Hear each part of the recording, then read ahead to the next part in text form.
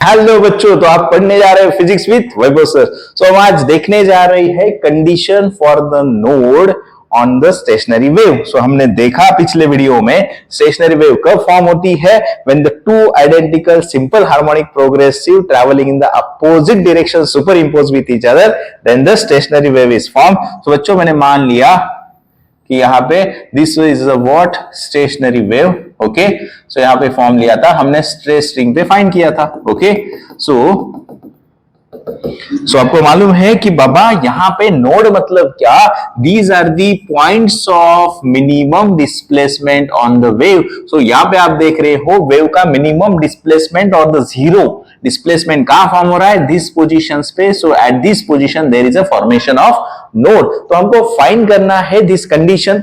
सो already हमने derive किया है पिछले वीडियो में इक्वेशन ऑफ स्टेशनरी वेव। तो क्या होता है बच्चों, बोलो ट्वाइस ए, बोलो cos of kx into sine of omega T.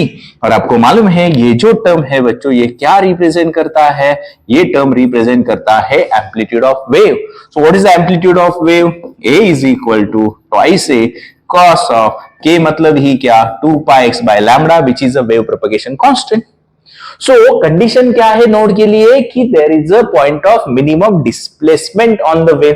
सो मतलब क्या कि बाबा इस केस में ये मिनिमम डिस्प्लेसमेंट यानी एम्पलीट्यूड क्या होगा, जीरो। सो इस केस में twice a cos of 2 pi x by lambda हम किसके साथ इक्वेट करेंगे, जीरो के साथ इक्वेट करेंगे।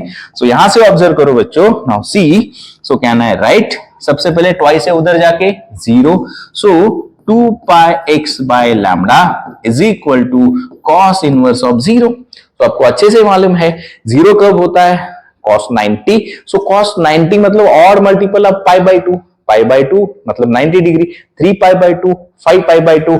सो can I write here, now see कि बाबा this 2 pi x by lambda is equal to pi by two, 3 pi by two, 5 by 2 and so on.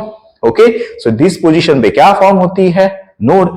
so can we find कि बाबा displacement कि कौन सा position पे form होना है। सो आपको दिख रहा है बच्चों, अगर मैं यहां से राइट करूं, पहला एक एग्जांपल लेता हूं। अगर मैंने मान लिया 2 pi x by lambda is equal to pi by 2, तो मुझे यहां से बताओ पाई पाई गेट कैंसिल, तो x क्या बनेगा बच्चों, lambda by 4।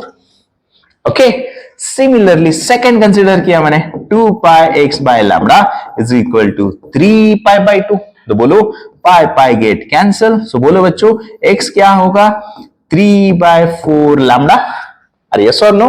सिमिलरली नेक्स्ट क्या बनेगा, 5 pi by 4 lambda, that is 2 pi x by lambda is equal to 5 pi by 2। तो again x is equal to 5 lambda by 4। तो बच्चों यहां से आप अच्छे से ऑब्जर्व कर रहे हो कि what is the position at which the nodes are form, lambda by 4, 3 lambda by 4, 5 lambda by 4, 1 3 5। so can I say कि बाबा it is odd multiple of lambda by 4। so यहां से कंडीशन क्या बनती है बच्चों, what is the condition, now see, so again we can write that is x is equal to lambda by 4, 3 lambda by 4, 5 lambda by 4 and so on. So can I write x is equal to 2p minus 1 lambda by 4. This is the condition for node on the stationary wave. तो p कहां से कहां जा रहा है बच्चों, substitute करो, p की जगह 1 सब्स्टिट्यूट किया तो lambda by 4, so 1 2 3 and so on. So this is the condition for node formation on the stationary wave.